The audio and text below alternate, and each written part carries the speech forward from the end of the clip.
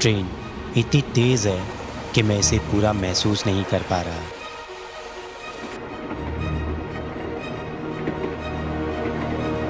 ये ठंडी हवाएं किसी तेज चाकू की तरह मेरे जैकेट को काटती हुई गुजर रही हैं और मुझे एहसास हो रहा है ये सफ़र कुछ ऐसा होगा जैसा मैंने पहले कभी नहीं किया।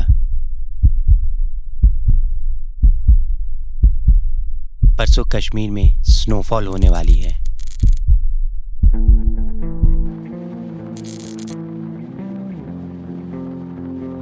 पहले लगता था कि ये आसान होगा, लेकिन एडवेंचर ट्रैवलिंग के अपने ही भसड़ होते हैं। आज मेरी ट्रेन पार्सली कैंसिल है और सुबह का ये कोहरा स्नोफॉल देखने के ख्वाब को निगल सा गया है।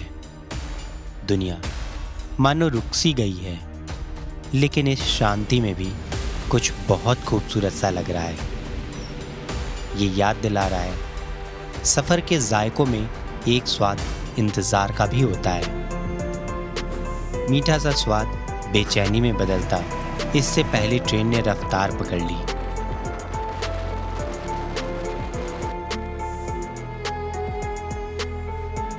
ये शहर, ये खेत सुनहरी रोशनी में फिर से चमक उठे हैं।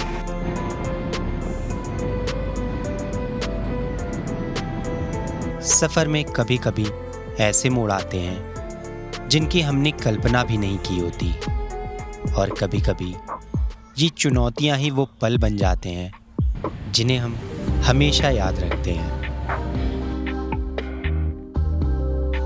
शायद इसलिए ही तो मैं ट्रैवल करता हूँ, ये पल, इन एहसासों को महसूस करने, इससे पहले कि ये गायब हो जाएं।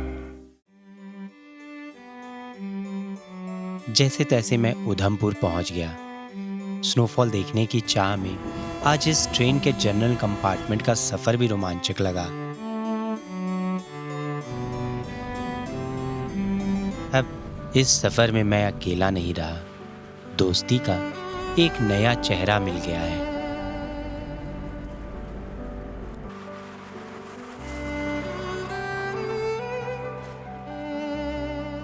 मैदानों की जगह आज पहाड़ों ने ले ली है। हर मोड़, हर सुरंग के साथ बदलते नज़ारों ने किसी अनदेखी दुनिया की दहलीज पर लाकर खड़ा कर दिया है।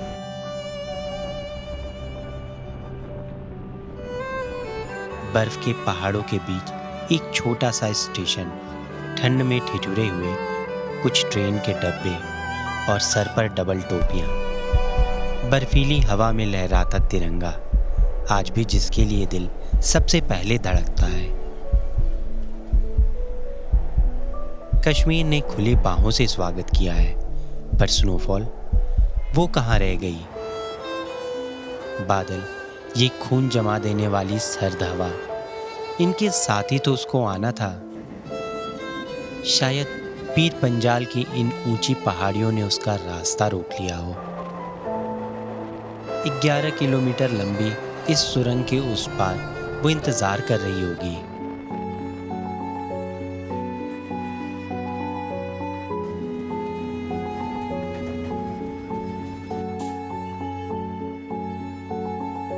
उस पार भी ठंडी हवा और बादल ही थे।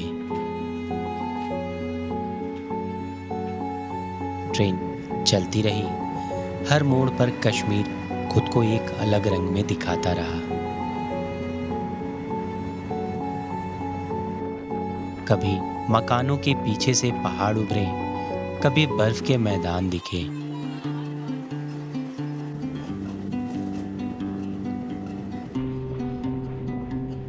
मैं भी पूरे सफर में दरवाजे पर खड़ा पन्नों को पलटता रहा। नए मुसाफिर जुड़ते रहे, पर जिसका इंतजार था वो काजीगुंड में भी नहीं आई।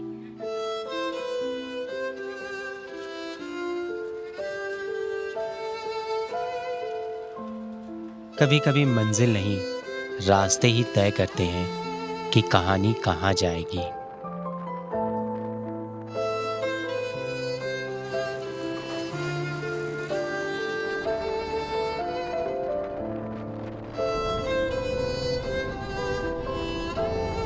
कश्मीर आकर एहसास हो रहा है मैं सामाजिक नहीं रह गया। हीटर की सुविधा के साथ समाज के बीच की खाली कुर्सियों में मेरी जगह नहीं। दिल दरवाजे पर ही सुकून पा रहा है।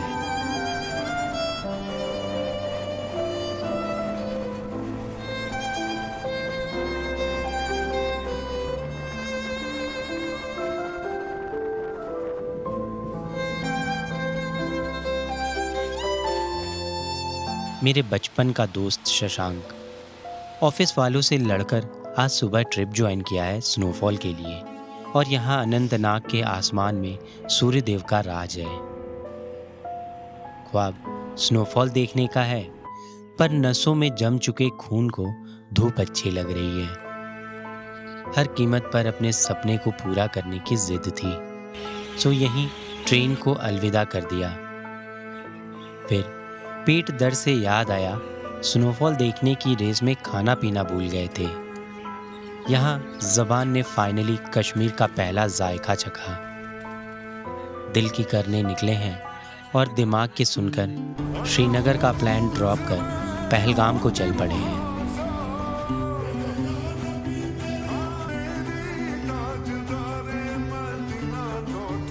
ड्राइवर साहब ने बताया बजरंगी भाईजान के इस गाने की शूटिंग यहाँ हुई थी, और तब के किस्से सुनाने लगे।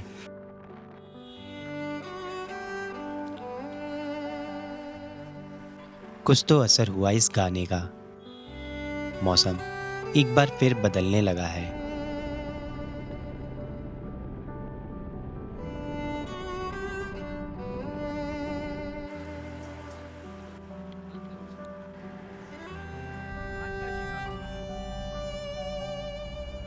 सड़कें मुड़ती गईं, नदियाँ बहती रहीं, और कश्मीर हर मोड़ पर खुद को एक नए रंग में दिखाता गया।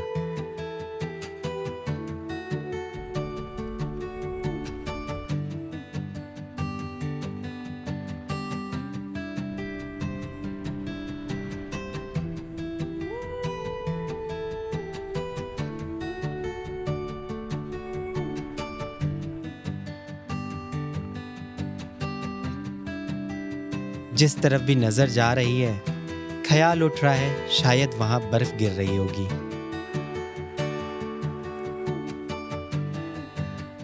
बर्फ पहाड़ों से उतरकर हमारे करीब आ गई, पर दिल किसी बच्चे की तरह अपने ही जिद पर अड़ा हुआ है। पहलगाम उतरते ही सड़क किनारे बर्फ पड़ी दिख गई, पर उसे यहाँ खच्चर भी भाव नहीं दे रहे थे। इस बार हम भी उसे इग्नोर करके आगे बढ़ गए। हम ढूंढने लगे एक ऐसा होटल जहां बस नदी की आवाज़ हो, भूरी मिट्टी को सफ़ेद बर्फ ने ढक रखा हो, जहां से सारे ऊंचे पहाड़ दिखे, जहां से पूरी वैली का नज़ारा मिले। लारीपुरा में हमें एक ऐसा होटल मिल गया। पास में ही एक पुल भी था। अपने बैग होटल रूम में रखकर वापस पुल पर आ गए। नज़ारे और ज़्यादा धुंधले हो चले हैं, और तभी आसमान से कुछ जुगनू की तरह नीचे उतरे और चमक हमारी आंखों में आ गई।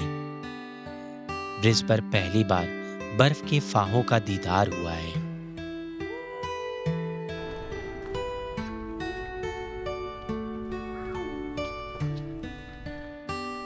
हम तुरंत बर्फ की दिशा में यानी बेताब वैली की ओर चल पड़े। 2 कदम में ही बर्फ ने साथ छोड़ दिया, पर अब ये नज़ारे हमारा हमसफर बन चुके हैं। दिल और दिमाग अपने फितूर से निकल इन पोस्टकार्ड जैसे नज़ारों का आनंद लेने लगा है। हर किसी के पास एक वजह थी यहाँ आने की।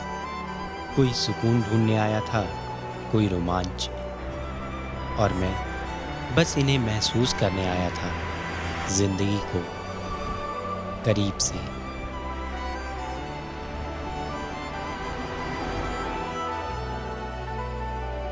पहलगाम के दोपहर में हल्की सी कपकपी है और एक उम्मीद भी।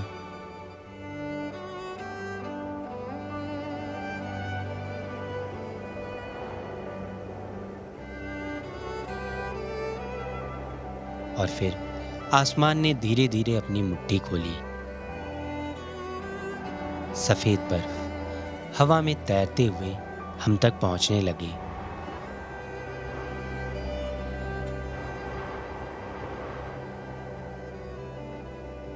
पहली बर्फ जैसे किसी ख्वाब की पहली सांस हो, धीमी, हल्की, पर दिल की गहराइयों में उतर जाने वाली।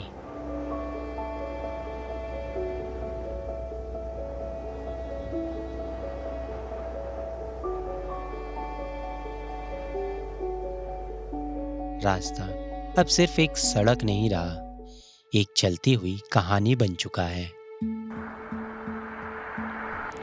कहीं दूर से आती पानी की धीमी आवाजें, बर्फ में लौटते जानवरों के कदम, कारें जो धुंध और बर्फ को चीरती हुई वापस घर को लौटने लगी हैं। इस सफेद खामोशी में हर आवाज किसी धड़कन की तरह लग रही है।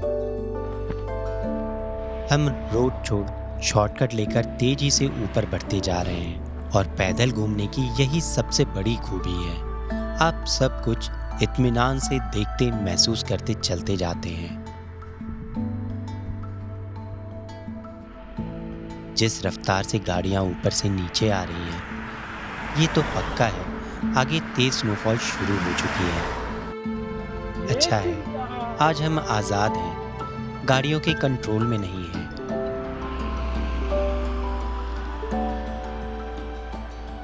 बर्फ टहनियों पर एक रात के लिए आशियाना बनाने लगी है। भूरे पहाड़ों ने भी रंग बदलना शुरू कर दिया है। हमारे कदमों और बर्फ में भी शानदार जुगलबंदी चल रही है।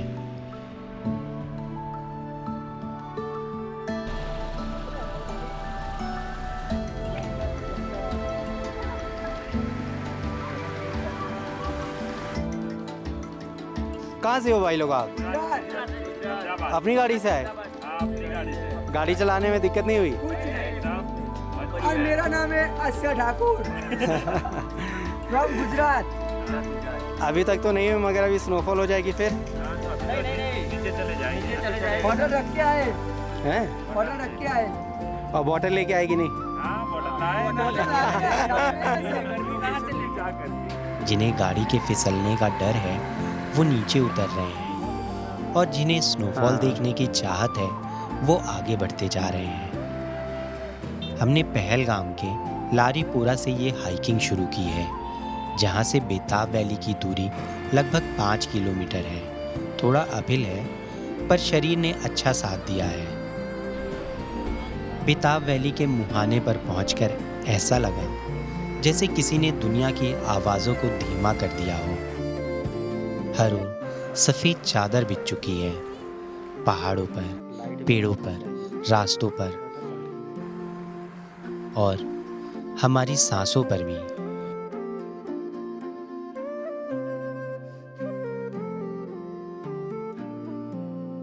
पहले लगा जैसे समय रुक गया हो, पर यहाँ समय नहीं रुका, बल्कि वो पिघल रहा है धीरे, सुकून से, जैसे बर्फ में छुपी कोई दुआ।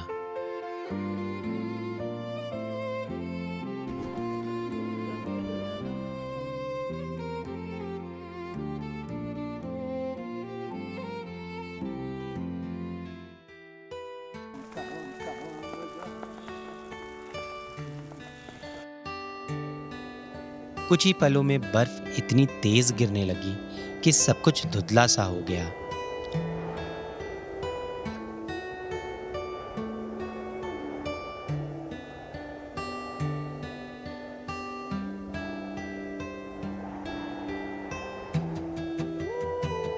रास्ते, लोग, आवाजें सब गायब, और उस शून्य में हमने पहली बार महसूस किया कि खामोशी भी बोलती है, धीमे, गहरे और साफ अल्फाजों में।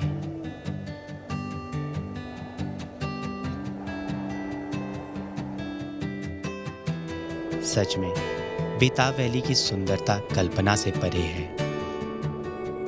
वैसे इस जगह का नाम हजन वैली है। यहाँ करीब 8 हिंदी फिल्मों की शूटिंग हो चुकी है, पर 1983 में बनी सनी देओल और अमृता सिंह की फिल्म बेताब के अधिकतर दृश्य यहाँ फिल्माए गए थे। ये फिल्म सुनहरे पर्दे पर सुपर डुपर हिट हुई और फिर कुछ जीनियस माइंड्स ने इस जगह की मार्केटिंग के लिए बेताब फिल्म का सहारा लिया और इस तरह टूरिज्म सेक्टर में हजन वैली बन गई सुपर हिट टूरिस्ट डेस्टिनेशन बेताब वैली। आज धुंध और स्नोफॉल ने ऐसा नज़ारा बनाया है जैसे कोई ड्रीम लैंड हो या कोई फिल्म का सेट। यह है लीडर नदी की पूर्वी धारा, जो ऊपर शेषनाग झील से शुरू होती है और पहलगाम में सोनमर्ग से आ रही मुख्य धारा में मिल जाती है। आगे अनंतनाग के मीरगुंड खानाबल में ये झेलम में मिल जाती है। इसका ये नाम पड़ा है संस्कृत के लंबोदरी शब्द से, जिसका मतलब है बड़े पेट वाली देवी। शाम हो चली है, ठंड से पूरी वैली फ्रीज हो चुकी है। अब भी स्नोफॉल जारी है। सारे लोग जा चुके हैं, अब कोई दूसरा नहीं है यहाँ, सो कोई शोर शराबा नहीं हो रहा। प्रकृति को उसकी प्यूरेस्ट फॉर्म में देखने का मौका मिल गया है।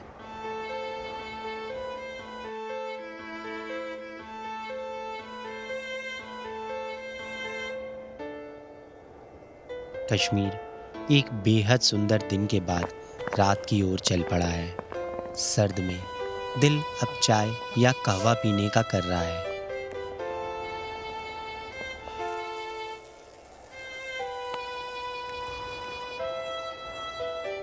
पर कश्मीर में शाम कभी किसी का इंतजार नहीं करती। हमारे पहुंचने से पहले दुकानें बढ़ाई जा चुकी हैं।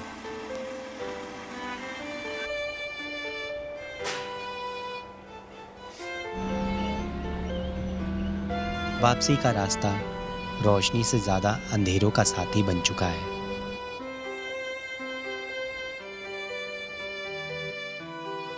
लेकिन अगली सुबह कश्मीर ने जो दिखाया वो रात के ख्वाब से भी ज्यादा सुंदर होने वाला था।